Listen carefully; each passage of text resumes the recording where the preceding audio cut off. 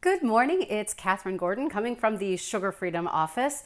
I am trying to find a consistent time to do these live streams. I'm shooting for 9 a.m. Pacific every Monday, and I was working on rally obedience practice with my dogs. Some of them are in here right now. She's got a squeaky toy, Callie does. Maybe she won't start squeaking it. At any rate, a little late because we were working on rally practice. But I'm going to share two important tips on succeeding on a carnivore way of eating. Social support. So I have joined the Women's Carnivore Facebook group, and lots of questions come through, especially from people who are just getting started on carnivore. So I thought I would share something important in that just being in a group and just getting social support increases your odds of succeeding on any program that you're doing or pretty much anything that you want to achieve. So just the fact of being in a group and getting social support increases your odds of success on a carnivore way of eating or any way of eating. But specifically, I want to talk about why that is and what I discovered back in 2008 when I won the Turbulence Training Transformation Contest. One of the huge keys to my success in that was getting on the forums and actually helping other people when they were struggling. And I'll tell you why. My success at that point became important to somebody other than me. It wasn't just about me, it was about succeeding within a community. And so it increased my intention to stay with my motivation to keep doing the things that were working, because it wasn't just about me, it was also about the group. So I really found the group support made the difference.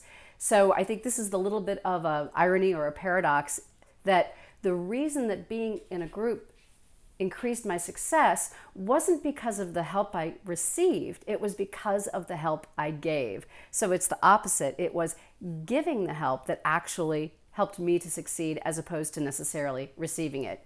And that brings me to my next tip and my first question. One of the gals on the group was noticing that she had been, pretty consistent with her carnivore way of eating, but then she had gone on vacation and had started to eat some other things, do some cheats. So she had been experiencing really good energy and good satisfaction of appetite. But once she started to add other foods in, she found herself getting exhausted after meals, extremely tired after meals. Now, this is something that I used to experience all the time back when I was insulin resistant and glucose intolerant, way back in 2008, years ago. And what I found is that the typical answer to this was, oh, well, your blood sugar is dropping. You're eating sugar and then your insulin comes in and then you're having a blood sugar crash. But then you would go and you would check your blood sugar and you'd be like, no, my blood sugar is high, so it's not a blood sugar crash. Well, what we're beginning to understand now, and what I started to suspect, I should say, probably about 8, 9, 10 years ago, was that it wasn't because my blood sugar was low that I was exhausted after meals. It was because my insulin was high. So what we're looking at, instead of low blood sugar, hypoglycemia, what we're looking at is hyperinsulinemia. So in other words, consistently elevated insulin, and especially elevated insulin after meals, having that fatiguing effect. So it wasn't low blood sugar that was making me tired, it was high insulin that was making me tired. And I went in and I looked for some studies and I looked for some evidence that this was the fact. And we're just starting to see the studies being done on, does hyperinsulinemia cause this fatigue, and is fatigue one of the symptoms of hyperinsulinemia? And actually we're seeing some evidence that yes, indeed it is. And I think that that's important because one of the things I like to say is that on carnivore, insulin sensitivity is my superpower. And it is that newfound insulin sensitivity that gives me motivation and, most of all, gives me good satisfaction and easy appetite control. Another tip that I wanted to share, another thing that we're seeing on the forums is some stalls and people who are wanting to lose more weight. And, dealing with appetite and dealing with, how can I manage what I'm eating in order to have more fat loss and more weight loss. So here's a kind of opposite thing that I discovered when I started my big weight loss journey, losing over 60 pounds and keeping it off for more than a dozen years now. This is really weird, but what unlocked my ability to lose fat and to lose weight and to keep it off, oddly enough, was a change in my training. You'll talk to a lot of trainers, and I was a certified personal trainer, and they'll say that your body transformation is 80% diet and 20% exercise, or something like that. But what I found is that it was when I would change my way of exercising that actually unlocked my ability to eat in a different way.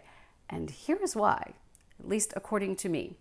I believe, and I have a study, and I will go ahead, and this is study of the week, and I will share a link with you when I do the notes on this podcast, on this video, that resistance training improves insulin sensitivity. And I think that what happened to me way back in 2008 is when I first started resistance training, that gave me just enough improvement in my insulin sensitivity to allow me to stick to a fat loss eating plan. So even though so much of my weight loss came from the change in the way I was eating, I do agree with that. The key that unlocked my ability to change my way of eating was the resistance training, because the resistance training I was doing made me more insulin sensitive, I should say. And that when I became insulin sensitive, my appetite was more easily satisfied, I had fewer cravings, and then I was able to adhere to this new way of eating, which at that point was sugar-free and keto, and it finally evolved into carnivore. So that's tip number one, is social support, and that it is the support you give even more than the support that you receive that helps you have success. And tip number two is that resistance training may actually modify your insulin sensitivity and your appetite in such a way that then you can change your way of eating, which then takes you into that big success. All right, so those are and I'm going to share that study, and it's a way of doing 9 exercises, 1 set to failure. Only takes about 20 minutes, 3 times a week, 2 or 3 times a week. And the study shows that after 6 weeks, there was a wonderful decrease in insulin resistance and increase in insulin sensitivity. So I'll definitely link to that study. And if you're not weightlifting yet, and if you're interested in getting started with weightlifting, this is an amazing way to introduce resistance training to your fat loss plan. The third thing I want to share with you today is success and having a goal to work toward. And one of my goals is more upper body strength, and eventually to be able to do my first pull-up or my first chin-up. So the way to get there is with the bent arm hang. Now, I had done the challenge. I had done the hanging challenge where I was hanging from a bar, and I got from 20 seconds to 61 seconds in 30 days. Now I am challenging myself at the bent arm hang. And I've done my research in terms of what we used to do in 7th grade. I could never pass that fitness test in school, and then also what the military requires of women as they're getting stronger to be a soldier, be a warfighter. And back in school, what I was trying to achieve, and I never could, I couldn't hold on, I couldn't stay up at all.